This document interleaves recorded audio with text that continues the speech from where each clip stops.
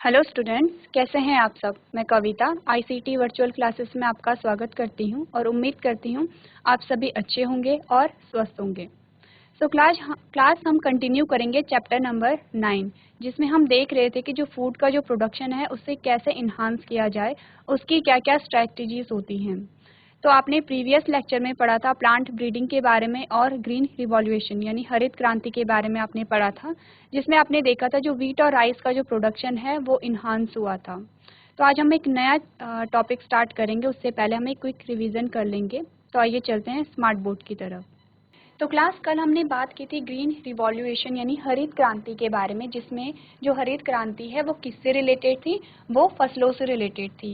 यानी कि जो भी फसलें हो रही हैं उनके जो प्रोडक्शन, उनके उत्पादन में जो इंक्रीमेंट था उसे हमने कहा था ग्रीन रिवॉल्यूशन यानी हरित क्रांति कहा था। तो हरित क्रांति में हमने पढ़ा था वीट और राइस के बारे में और शुगर केन के बारे में। तो वीट और राइस के बारे में हमने देखा था कि जो 1960 से लेकर 2000 के बीच का जो टाइम था उसमें वीट का जो प्रोडक्शन था यानी कि उसमें गेहूं की जो पैदावार थी वो इंक्रीज हुई थी, वो बढ़ी थी। और कितनी बढ़ी थी? 11 मिलियन से 75 मिलियन तक ये इंक्रीमेंट हुआ था। यानी कि 11 मिलियन टन से 75 मिलियन टन में इसका इंक्रीमेंट हुआ था। वहीं अगर राइस यानी चावल की बात की जाए तो चावल का जो प्रोडक्शन हुआ था वो 35 मिलियन टन से लेके 89.5 मिलियन टन तक बढ़ा था। यानी कि आप जब 1960 से और 2000 के बीच में क्या हुआ कि जो चावल और जो गेहूं की जो पैदावार थी उसमें बहुत ज़्यादा इंक्रीमेंट हुआ, जैसे कि आप डाटा देख सकते हैं। तो इसमें क्या हुआ, ये जो इंक्रीमेंट था ये क्यों हुआ था, तो आप पढ़ेंगे this due to the development of semi dwarf variety of wheat and rice. यानी कि एक नई वेराइटी आई थी, सेमी ड्वार्फ वेराइटी आई थी व्हीट और राइस की, जिसके द्वारा इनकी जो पैदावार थी, इनकी जो प्रोडक्टिविटी थी वो बहुत ज़्यादा बढ़ गई थी। अब ये जो वैरायटी थी इसे किसने डेवलप किया, तो एक नाम पढ़ेंगे नॉर्मैन, जिसने जो कहाँ पे था, मैक्सिको में था। तो ये जिस सेंटर में वीट और राइस की जो वैरायटी थी उन्हें डेवलप किया गया था, तो उसका क्या नाम है? उसका नाम है international centre for wheat and मेज इम्प्रूवमेंट। यानी कि इस सेंटर में क्या हुआ था, जो वीट और मेज की जो वैरायटी थी वो डेवलप की गई थी, किसके द्वारा की गई थी? नॉर्मैन के द्वारा की गई थी। तो यहाँ पे क्या हुआ, इन 1963 several variety as Sonalika and Kalyan Sona which were high yielding and disease resistance were introduced all over the wheat growing belt of India। यानी कि 1963 में क्या हुआ कि वीट की दो वैरायटी हमारे पास आई। सबसे पहला है सोनालिका और दूसरा है कल्याण सोना। यानी ये तो दो वैरायटी थी, ये गेहूं की नई वैरायटी आई थी। और इनमें क्या क्या गुण, क्या क्या कैरेक्टरिस्टिक्स हमें मिले थे? हाई यील्डिंग था, यानी बहुत अधिक पैदावार थी, गेहूं की बहुत अधिक पैदावार थी। सेकंड जो गुण था वो क्या था? डिजीज रेजिस्टेंस था, यानी कि इसमें जो रोग प्रतिरोधक क्षमता थी इस पौधे में अधिक थी, यानी इस पौधे में जो बीमारियां थी वो नहीं लग रही थी। इसी वजह से क्या हुआ, इसका जो प्रोडक्शन था, इसका जो उत्पादन था वो बहुत ज़्यादा इंक्रीज हुआ था। नेक्स्ट आप देखेंगे semi dark rice varieties were derive from IR8 and Taichung native 1। यानी कि अब क्या हुआ, अभी तक आपने पढ़ा कि जो गेहूं की जो वैरायटी थी वो दो वैरायटी आपके पास आई थी। अब राइस यानी चावल की जो वैरायटी है, अब आपके पास दो चावल की वैरायटी आएंगी। तो वो चावल की जो वैरायटी थी वो कहाँ से आपको प्राप्त हुई? जब IR8 और ताइचुंग नेटिव को क्या किया गया? क्रॉस कराया गया। इन दोनों की जब मेटिंग कराई गई, क्रॉस कराया गया, तो हमारे पास दो वैरायटी निकल के आई हैं, जिसे हमने कहा जया और रत्ना। यानी कि आपको क्या याद रखना है कि जो जया और रत्ना है वो चावल की नई वैरायटी है। कहाँ से आपको प्राप्त हुई है?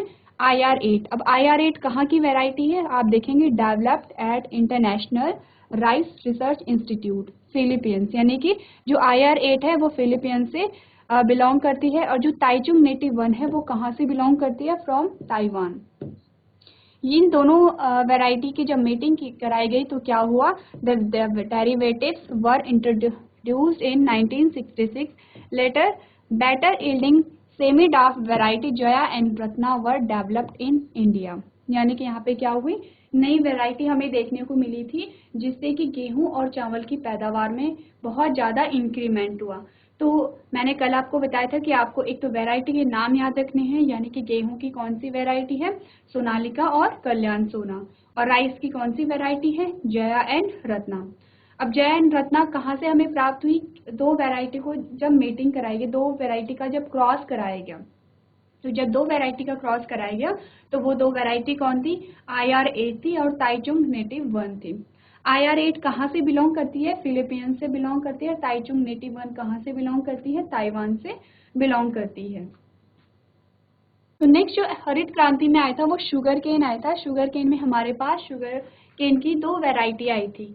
तो सबसे पहली जो वैरायटी थी वो थी सेकेरम बारबी, और ये कहाँ पे ग्रो हो रही थी, ये नॉर्थ इंडिया में ग्रो हो रही थी।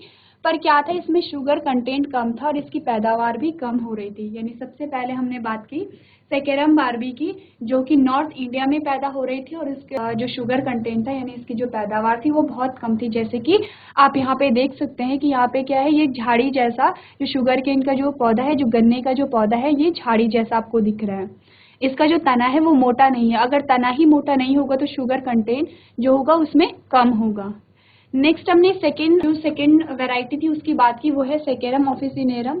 इसका क्या था, इसमें थिकर स्टेम था और हाई शुगर कंटेंट था। यानी कि जो सेकेरम ऑफिसिनेरम था, जैसे कि आप इमेज में देखेंगे, तो इसमें क्या है, इसका जो तना है, जो स्टेम है, वो ठीक है यानी मोटा है, और जो शुगर कंटेंट था वो भी क्या था, अधिक था। यानी कि इसमें अधिक पैदावार थी। ये शुगर केन में जो शुगर कंटेंट अधिक है यानी कि वो शुगर का ज़्यादा प्रोडक्शन करेगा।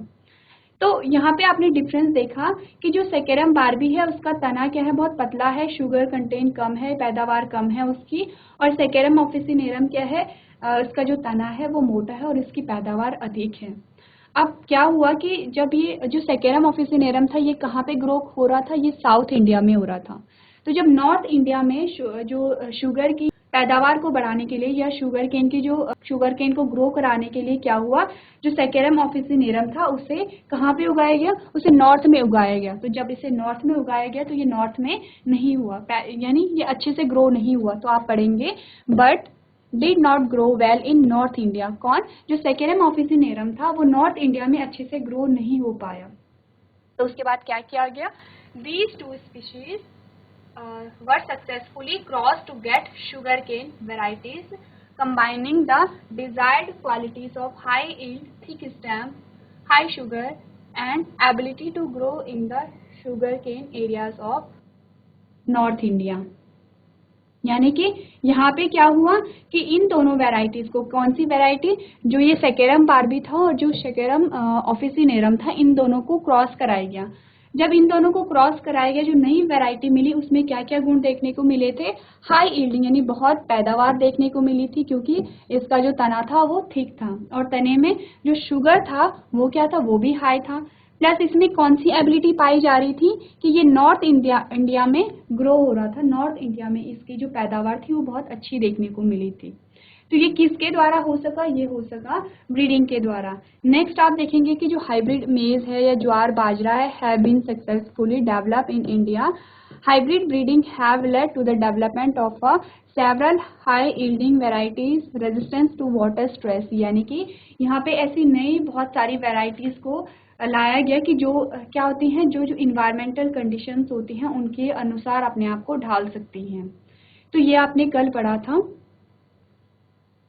इसके बाद हमारे पास जो नया टॉपिक आया है वो है plant breeding for disease resistance. यानी कि अभी तक ब्रीडिंग किसके लिए की जा रही थी कि जो प्रोडक्टिविटी थी वो इन्हांस हो।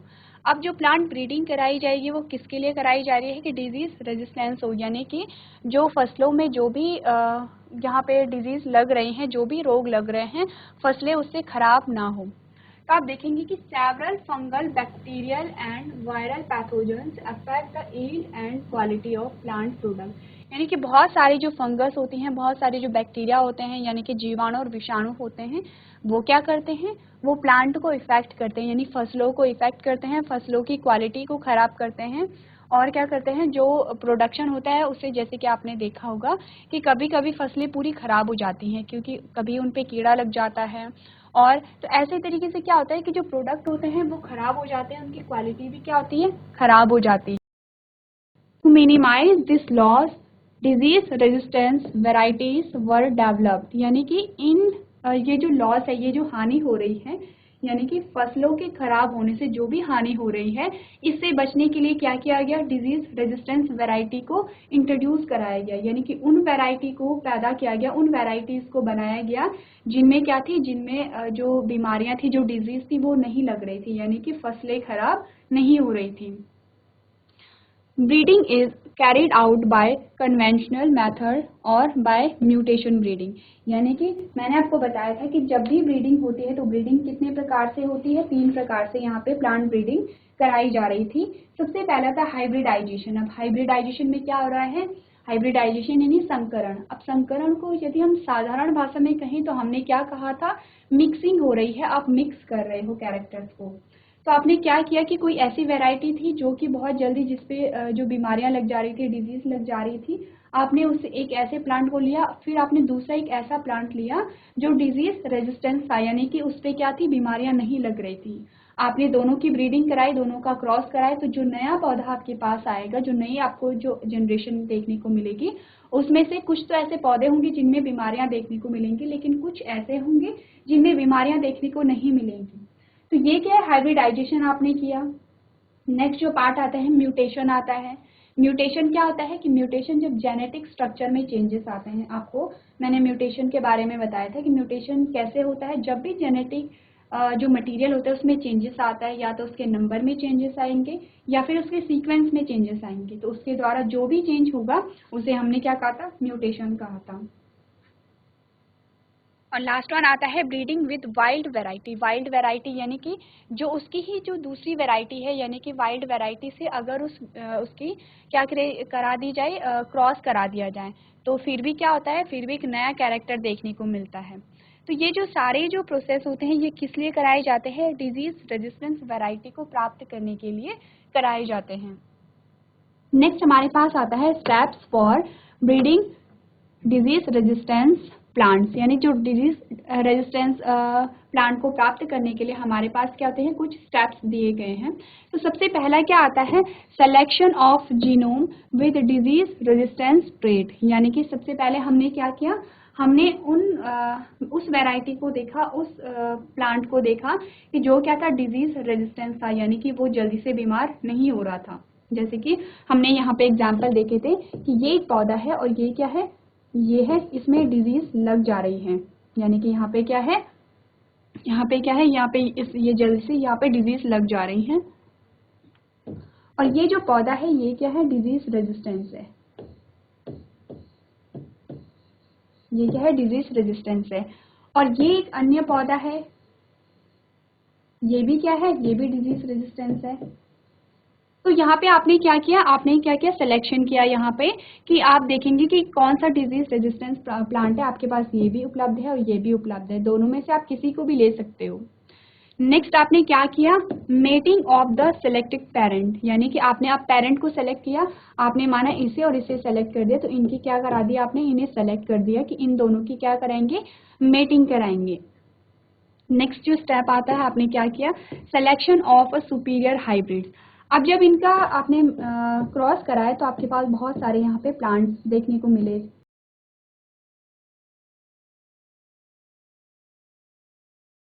ये मैंने कहा इसमें डिजीज लग रहे हैं और ये है डिजीज रेजिस्टेंस है।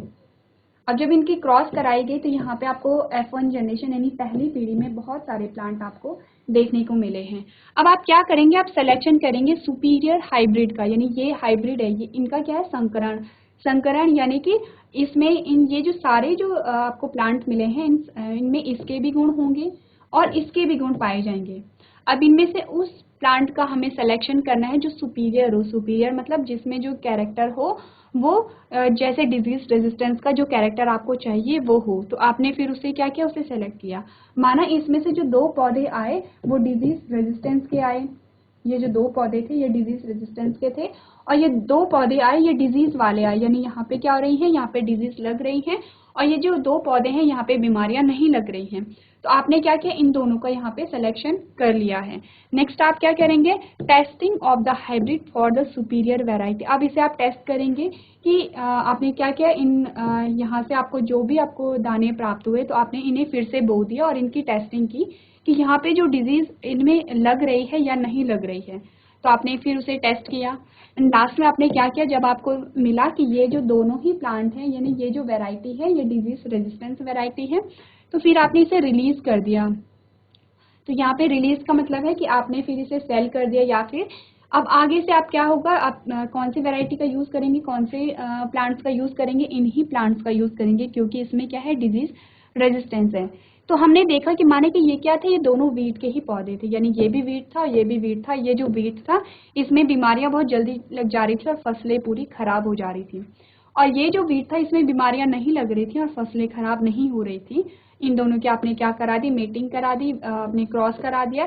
इससे आपको F1 जनरेशन में कुछ पौधे मिले। कुछ तो पौधे थे जिसमें क्या, कौन से गुण आ गए, डिजीज वाला गुण आ गया। कुछ पौधे थे जिसमें डिजीज रेजिस्टेंस का गुण आ गया, यानी वो जो पौधे थे वो खराब नहीं हो रहे थे। आपने क्या किया, उन पौधों का सिलेक्शन किया कि जो खराब नहीं हो रहे थे, जिनमें बीमारियां नहीं लग रही थी। और अब आपने क्या किया कि गेहूं को उगाने के लिए उन्हीं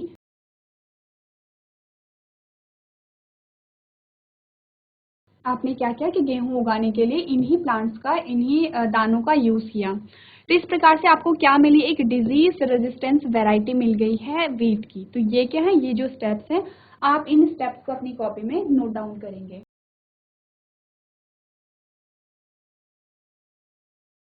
इसके बाद जो नेक्स्ट हमारे पास टॉपिक आता है वो आता है कि कुछ ऐसी वेराइटीज आपके पास आती हैं कि जो आपको डिजीज रेजिस्टेंस वैरायटी के नाम दिए गए हैं। अब इन जो वैरायटी को, इन डिजीज रेजिस्टेंस वैरायटी को कैसे प्राप्त किया गया है, हाइब्रिडाइजेशन यानी संकरण से। जैसे कि हमने क्या कहा था, जब भी प्लांट ब्रीडिंग होती है यानी डिजीज रेजिस्टेंस वैरायटी को प्राप्त करने के लिए 3 मेथड आपको बताए गए थे। हाइब्रिडाइजेशन होता है, म्यूटेशन होता है और ब्रीडिंग विद वाइल्ड वैरायटी होती है।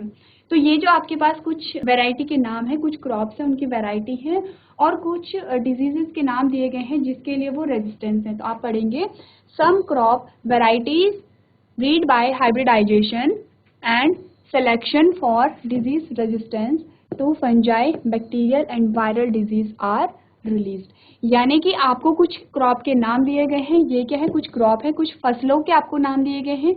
उन जो ये जो क्रॉप है इनकी कुछ वैरायटी है, कुछ किस्में हैं, अलग अलग किस्में हैं, और ये जो वैरायटी है ये किसके लिए रेजिस्टेंस है, आप देखेंगे कि जो भी फंगस यानी फंगस से जो भी बीमारियां होती हैं, बैक्टीरिया यानी जीवाणुओं से जो भी बीमारियां होती हैं, और जो भी वायरल डिजीज है यानी जो भी संक्रमित बीमारियां होती हैं, इन सभी से ये क्या है, रेजिस्टेंस है। यानी इन सभी बीमारियों से ये जो वैरायटी है ये बची हुई है। तो आपके पास सबसे पहला आया है वीट यानी गेहूं। अब गेहूं की जो वैरायटी आपके पास आई है वो आई है हिमगिरी, यानी हिमगिरी है। और वीट की जो वैरायटी है वो हिमगिरी है, यानी वीट की एक किस्म है ये। उसके बाद आपने देखा कि जो हिमगिरी है वो कि इसमें कौन कौन सी बीमारियां नहीं लगेंगी, किस बीमारी के लिए ये जो वैरायटी है ये रेजिस्टेंस है। तो आप देखेंगे लीफ एंड स्ट्रिप रस्ट, यानी कि यहाँ पे क्या होगा, लीफ एंड स्ट्रिप रस्ट नहीं लगेगा। ये जो बीमारियां हैं, ये जो वैरायटी है ये इस बीमारी के लिए क्या है, इस बीमारी के लिए ये रेजिस्टेंस है। नेक्स्ट आपके पास आता है ब्रासिका। नेक्स्ट जो आपके पास जो क्रॉप आई है वो ब्रासिका आई है, और इसकी जो वैरायटी है वो है पूसा स्वर्णिम, यानी कि इसकी वैरायटी का क्या नाम है, पूसा स्वर्णिम है। और ये किस बीमारी के लिए रेजिस्टेंस है, यानी कौन सी बीमारी इस पे नहीं होती है, वो है व्हाइट रस्ट, यानी व्हाइट जो रस्ट है वो बीमारी इस पे नहीं होती है। थर्ड जो आपके पास आया है वो आया है कॉलीफ्लावर, और कॉलीफ्लावर की कितनी वेराइटीज आपके पास हैं, 2 वैरायटी आपके पास हैं। पहला है पूषा शुभ्रा और दूसरा है पूषा स्नोबॉल, यानी पूषा शुभ्रा और पूषा स्नोबॉल आपके पास है, 2 वैरायटी हैं। ये किस, यानी इस जो वैरायटी है इसमें कौन सी डिजीज नहीं लगेगी, किस डिजीज के लिए ये रेजिस्टेंस है। तो आपके पास आया black rot and curd blight black rot, यानी कि ब्लैक रॉट के लिए ये क्या है, रेजिस्टेंस है। नेक्स्ट जो आपके पास आया वो आया काउपी, और काउपी की जो वैरायटी का क्या नाम है, पूषा कोमल है। पूसा कोमल में कौन सी बीमारी नहीं लग सकती है, वो है बैक्टीरियल ब्लाइट, यानी इसमें कौन सी बीमारी नहीं लगेगी, बैक्टीरियल ब्लाइट नहीं लगेगी। लास्ट जो आता है वो है चिली, और चिली की जो वैरायटी है उसका क्या नाम है, पूसा सदाबहार। अब पूसा सदाबहार में कौन सी बीमारी नहीं लगेगी, chilli mosaic virus, tobacco mosaic virus and leaf curl. ये जो आपको दी गई है, आपने क्या किया, आपने अलग अलग क्रॉप देखी, आपने अलग अलग क्रॉप देखी और आपने देखा कि उनकी कौन कौन सी वैरायटी है। ये जो टेबल है ये आपकी कॉपी में ऑलरेडी, आपकी जो बुक है उसमें दिया गया है। तो आपको क्या करना है, ये जो टेबल है वो लर्न करना है। क्रॉप की वैरायटी का भी नाम याद रखना है, और आपको ये भी पता होना चाहिए कि कौन सी वैरायटी किस डिजीज के लिए रेजिस्टेंस है, किस बीमारी के लिए रेजिस्टेंस है, यानी कौन सी बीमारी इस वैरायटी पे नहीं होगी। तो आप क्या करेंगे, आप अपनी कॉपी में ये टेबल बनाएंगे। आप या तो अपनी बुक से इसे नोट कीजिए या फिर यहाँ से इसे नोट कीजिए और इसे आप लर्न करेंगे, क्योंकि ये आपकी बुक में दिया गया है। साथ ही आपके पास जो ऑप्शनल क्वेश्चन में पूछा जा सकता है कि आपको एक क्रॉप का नाम दे दिया जाएगा, फिर आपको ऑप्शन में 2-3 नाम दे दिए जाएंगे और कहेंगे कि बताइए कि ये जो क्रॉप है इसकी क्या वैरायटी है। या फिर आपके पास कैसे क्वेश्चन दिया जा सकता है कि आपको एक वैरायटी दे दी गई है, जैसे कि वीट की वैरायटी आपको हिमगिरी दे दी गई है, और आपसे पूछा जाएगा कि बताइए कि जो हिमगिरी जो वैरायटी है वो किस डिजीज के लिए रेजिस्टेंस है, कौन सी बीमारी इसमें नहीं होगी। आपके पास ऑप्शन दे दिए जाएंगे, या फिर आपको फिलिंग द ब्लैंक्स आपके पास आ सकते हैं। तो इसलिए आपने क्या करना है, आपने ये जो पूरी टेबल है इसे लर्न करना है।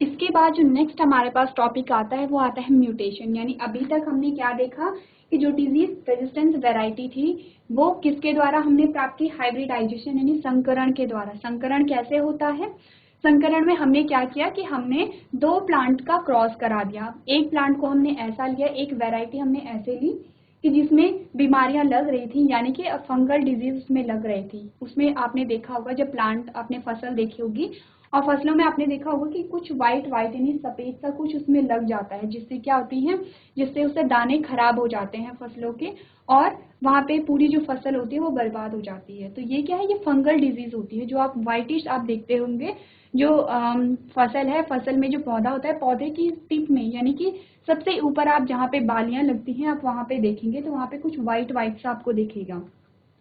तो ये जो व्हाइट होते हैं ये क्या होता है, ये फंगस होती है। तो ये फंगस यानी ये फंगल डिजीज है, जो फंगस से होने वाली बीमारियां हैं, फफूंद से होने वाली जो बीमारियां होती हैं ये फंगस डिजीज है। अब फंगस डिजीज को हमने हटाने के लिए हमने क्या किया, हमने एक तो वो वैरायटी ले ली जिसपे फंगस यानी फफूंद लग रही थी, और दूसरी हमने एक वैसी वैरायटी ले ली, यानी हम गेहूं का ही एग्जांपल लेते हैं। एक तो हमने गेहूं की वो वैरायटी ली थी जिसमें क्या हो रहा था, जिसमें फंगस लग रही थी। दूसरी हमने वो वैरायटी ली जिसमें फंगस नहीं लगती है। अब उन दोनों का क्रॉस करा दिया गया। क्रॉस कैसे कराया गया कि आपने देखा होगा पॉलिनेशन हुआ होगा, पॉलिनेशन के बाद फिर क्या हुआ, फर्टिलाइजेशन हुआ, फर्टिलाइजेशन के बाद गैमीट का फॉर्मेशन हुआ, गैमीट फॉर्मेशन के बाद क्या हुआ, फिर एक नए प्लांट का जर्मिनेशन हुआ, एक नए प्लांट का फॉर्मेशन हुआ। तो यहाँ पे क्या हुआ, आपने जब उनकी क्रॉस कराया, जो नए प्लांट आपको प्राप्त हुए, तो नए प्लांट में आपने क्या देखा कि जो डिजीज रेजिस्टेंस का गुण था, यानी जो फफूंद के प्रति जो डिजीज रेजिस्टेंस का जो गुण था वो नए पौधे में आ गया। अब जो नया पौधा है उसमें फफूंद नहीं लग रही है, क्योंकि उसमें वो कैपेसिटी है कि वो फफूंद को नहीं लगने देगा या फफूंद को खत्म कर देगा। तो ये जो प्रोसेस होती है इसे हमने क्या कहा, हाइब्रिडाइजेशन का, संकरण का, या फिर हम साधारण भाषा में कहें तो मिक्सिंग ऑफ कैरेक्टर, यानी कि गुणों की हमने मिक्सिंग की। कैसे मिक्सिंग की, 2 प्लांट को लेके, 2 वैरायटी को लेके हमने उनके गुणों को मिक्स कर दिया। तो ऐसे जब मिक्स किया तो दोनों ही गुण क्या हुए, दोनों के ही गुण नए प्लांट में आए और वो क्या हुए, डिजीज रेजिस्टेंस हो गया। नेक्स्ट जो प्रकार हमारे पास आया था कि हम डिजीज रेजिस्टेंस कैसे बनाएं वैरायटी को, तो हमारे पास क्या आया था, म्यूटेशन आया था। अब म्यूटेशन कैसे होता है, तो म्यूटेशन क्या होता है कि जो भी जीन में या एलील में कोई भी चेंजेस होते हैं, यानी कि जीन के नंबर में चेंज हो गया या फिर जीन के सीक्वेंस में चेंज हो गया, तो ऐसे जो चेंजेस होते हैं वो क्या कहलाते हैं, उन्हें हम कहते हैं म्यूटेशन। तो आप देखेंगे, mutation is the process by which genetic variations are created through a changes in the basic sequence within genes resulting in the creation of a new characters or a traits not found in the parental types। यानी कि ये क्या कह रहा है, mutation से क्या हुआ, जब म्यूटेशन में जब जीन में चेंजेस हुए, तो जीन में जब चेंजेस हुए तो क्या हुआ, फिर जो प्रोटीन बना, यानी कि पहले जब जीन था, जो जीन नॉर्मल जो जीन था उससे नॉर्मल प्रोटीन बन रहा था। जब जीन के सीक्वेंस में चेंज हुआ तो जो प्रोटीन था वो भी चेंज हुआ। जब प्रोटीन चेंज हुआ तो प्रोटीन किसके लिए रिस्पॉन्सिबल होता है, कैरेक्टरिस्टिक्स के लिए प्रोटीन रिस्पॉन्सिबल होता है। अब जब प्रोटीन ही चेंज हो गया तो उसने क्या किया, वो कैरेक्टर यानी गुणों को भी चेंज करेगा। अब ये नए गुणों का यहाँ पे क्या हो गया, विकास हो गया, डेवलपमेंट हो गया। अब वो कैसे गुण थे, जो पेरेंटल टाइप में नहीं थे, यानी जो जनकों में नहीं थे, यानी कि वो गुण माता पिता में नहीं थे पर वो संतान में आ गए हैं। अब संतान में कैसे आए हैं, म्यूटेशन हुआ है उसमें। म्यूटेशन कैसे हुआ है, जो जेनेटिक मेकअप होता है, जो जीन्स होते हैं, जीन्स के सीक्वेंस में, जीन के नंबर में चेंजेस हुआ है और एक नए प्रकार का क्या प्रोटीन बना, नए प्रकार का प्रोटीन बना तो नए कैरेक्टर बने, नए कैरेक्टर बने तो इसे ही हमने क्या कहा, म्यूटेशन कहा। तो आप देखेंगे it is done by using mutants. Mutants क्या होता है, म्यूटेंट्स वो होते हैं जो म्यूटेशन के लिए रिस्पॉन्सिबल होते हैं। जब हमने ह्यूमन हेल्थ एंड डिजीज के बारे में पढ़ा था तो आपने देखा था, आपने म्यूटेंट्स के प्रकार पढ़े थे, अलग अलग प्रकार के म्यूटेंट्स होते हैं, जैसे कि फिजिकल म्यूटेंट्स भी होते हैं, बायोलॉजिकल भी होते हैं और केमिकल भी होते हैं। तो आप देखेंगे by using mutants like chemicals और रेडिएशन, यानी केमिकल्स भी हो सकते हैं और रेडिएशन होती है। रेडिएशन कौन कौन सी होती है, जैसे यूवी रेडिएशन हो गई या एक्स रेज हो गई हैं। नेक्स्ट आप देखेंगे this process is called mutation breeding. अब म्यूटेशन ब्रीडिंग क्या हो रही है कि आपने क्या किया, आप करना क्या चाह रहे हैं, जो भी वैरायटी है वैरायटी में चेंजेस करना चाह रहे हैं। अब जब आप वैरायटी में चेंजेस करना चाह रहे हैं तो या तो आपने संकरण करा दिया, हाइब्रिडाइजेशन करा दिया, मिक्सिंग करा दी, या फिर आपने क्या किया कि जीन ही चेंज कर दिए। तो जब म्यूटेशन के द्वारा प्लांट में चेंजेस लाए जाते हैं तो उसे हमने क्या किया, म्यूटेशन ब्रीडिंग का। अब म्यूटेशन ब्रीडिंग का जो एग्जाम्पल है वो हमारे पास आता है मूंग बीन, यानी मूंग दाल जब आपने देखी होगी तो आपने देखा होगा कि उसमें कुछ येलो पाउडर सा देखने को मिलता है। तो आप देखेंगे मूंग been resistance to yellow mosaic virus and powdery mildew were introduced by mutation। यानी कि जो मूंग दाल थी उसमें क्या था, कुछ येलो पाउडर सा देखने को मिलता था। वो किसके वजह से था, वो वायरस की वजह से था, जो कि फसल को खराब कर रहा था, प्रोडक्टिविटी को प्रभावित कर रहा था, जो उत्पादन हो रहा था वो अच्छे से नहीं हो रहा था। तो क्या किया जो मूंग बीन थी उसमें क्या किया गया, एक यूवी रेज डाली गई। जब उसमें यूवी रेज डाली गई तो क्या हुआ, उसके जीन में कुछ चेंजेस आए, उसके जीन के सीक्वेंस में कुछ चेंजेस आए और उसमें नए फीचर्स का क्या हुआ, फॉर्मेशन हुआ। तो जब नए फीचर का फॉर्मेशन हुआ तो वो किसके लिए रेजिस्टेंस हो गया, एक तो जो येलो मोज़ेक वायरस के लिए रेजिस्टेंस हो गया और पाउडरी माइल्ड्यू के लिए ये क्या हो गया, रेजिस्टेंस हो गया। अब आपने देखा कि म्यूटेशन से कैसे जो वैरायटी जो फसलें हो रही हैं वो कैसे बीमारियों से बच रही हैं।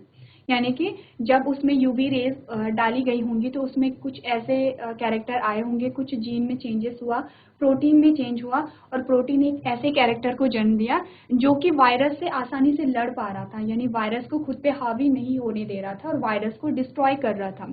तो इसने क्या किया, येलो मोज़ेक वायरस को डिस्ट्रॉय कर दिया, जो पाउडरी माइल्ड्यू था उसे भी उसने क्या कर दिया, अपने पे हावी नहीं होने दिया। तो ऐसे में क्या हुआ, फिर ये इस बीमारी के लिए रेजिस्टेंस हो गया, यानी कि ये अब ये जो बीमारियां हैं जो येलो मोज़ेक वायरस और पाउडरी माइल्ड्यू है, अब इससे क्या हुआ, ये इफेक्ट नहीं होगा। तो ये किसका एग्जाम्पल है, ये एग्जाम्पल है म्यूटेशन ब्रीडिंग का।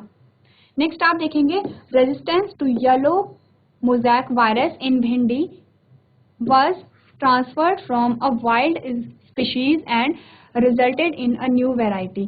यानी कि आपने अभी तक किसका एग्जाम्पल देखा था, आपने देखा था मूंग बीन का एग्जाम्पल देखा था। अब आप देखेंगे कि आप एक वैरायटी आई है आपके पास भिंडी की, जिसे क्या कहते हैं, एबल मॉस्कस एस्क्यूलेटस। यहाँ पे एबल मॉस्कस एस्क्यूलेटस एक वैरायटी थी। इसमें कौन सी बीमारी हो रही थी, येलो मोज़ेक वायरस की बीमारी इसमें हो रही थी। तो क्या हुआ, अब ये जो टाइप आप पढ़ रहे हैं ये थर्ड टाइप आप पढ़ रहे हैं, यानी कि जब वाइल्ड वैरायटी से जब क्रॉस हो रहा है, वाइल्ड वैरायटी का जब क्रॉस हो रहा है तो ये तीसरी प्रकार के आपके पास जो डिजीज रेजिस्टेंस प्लांट को ग्रो करने की जो विधियां हैं वो तीसरी विधि आपके पास आई है। क्योंकि यहाँ पे क्या हो रहा है, जो भिंडी का जो एक वैरायटी थी जिसे हमने कहा था एबल मॉस्कस एस्क्यूलेटस, उसने क्या किया, वो ट्रांसफर हो गई वाइल्ड, यानी वाइल्ड स्पीशीज से इसकी क्या हुई, क्रॉसिंग हो गई।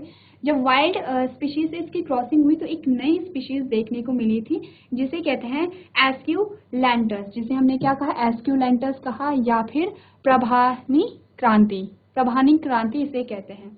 तो जो प्रभानी क्रांति एक नई वैरायटी आई वो किसके लिए रेजिस्टेंस थी, येलो मोज़ेक वायरस के लिए रेजिस्टेंस थी।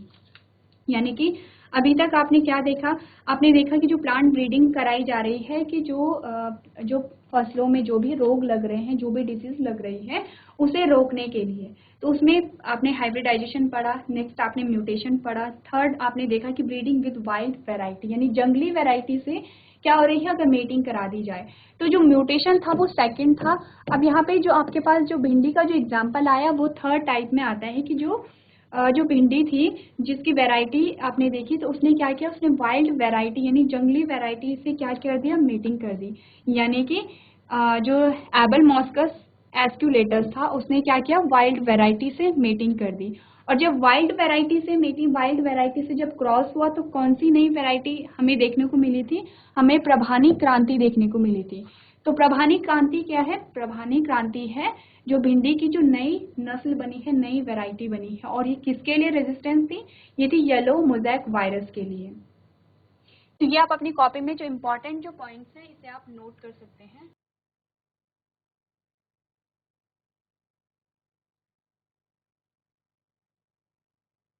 इसके बाद जो नेक्स्ट हमारे पास टॉपिक आता है वो आता है plant breeding for developing resistance to insect pest. यानी कि अब आपने क्या किया, जो प्लांट ब्रीडिंग थी पहले तो आपने डिजीज रेजिस्टेंस के लिए आपने एक नई वैरायटी को ग्रो कराया, नई वैरायटी को आपने प्रोड्यूस किया। अब आप किसके लिए नई वैरायटी प्रोड्यूस कर रहे हैं कि जो किसके लिए रेजिस्टेंस हो, पेस्ट और इंसेक्ट के लिए क्या हो, रेजिस्टेंस हो। तब आप देखेंगे कि अगर डिजीज और पेस्ट रेजिस्टेंस की बात की जाए तो दोनों में डिफरेंस क्या है। जो डिजीज रेजिस्टेंस होते हैं, जो भी माइक्रोब्स होते हैं, जैसे आपने फंजाई, बैक्टीरिया और वायरस की बात की थी, तो जो माइक्रोब से होने वाली जो भी बीमारियां हैं हमने उन्हें क्या कहा था, हमने उसे डिजीज कहा था।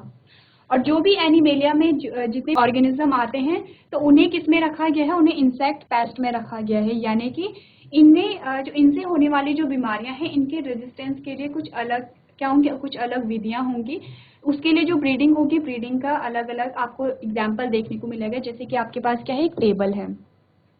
तो इस टॉपिक को हम अगली क्लास में कंटिन्यू करेंगे। आपको क्या करना है, आपको अपनी कॉपी में देखना है और इसके बारे में आपको घर से पढ़ के आना है कि जो प्लांट ब्रीडिंग होती है वो कैसे कराई जाती है, किसके लिए, रेजिस्टेंस टू पेस्ट और इंसेक्ट के लिए। तो क्लास आज आपने पढ़ा जो प्लांट ब्रीडिंग होती है वो कितने प्रकार की होती हैं, यानी कि जो प्लांट ब्रीडिंग आपने कराई थी डिजीज रेजिस्टेंस वैरायटी को प्राप्त करने के लिए, यानी कि ऐसी फसलें जिनमें जो डिजीज हो वो ना लगे उन्हें प्राप्त करने के लिए आपने अलग अलग प्रकार से प्लांट ब्रीडिंग कराई थी, जिसमें आपने देखा था हाइब्रिडाइजेशन देखा था, म्यूटेशन देखा था और वाइल्ड वैरायटी से जो क्रॉस कराया था। तो इसके जो सारे जो जितने भी एग्जाम्पल आपको कराए गए हैं, जो भी टेबल आपको दिखाई गई है वो आप क्या करेंगे, लर्न करेंगे। इसके आगे का जो टॉपिक है हम अगली क्लास में इसे कंटिन्यू करेंगे। अभी तक क्लास में बने रहने के लिए आपका धन्यवाद।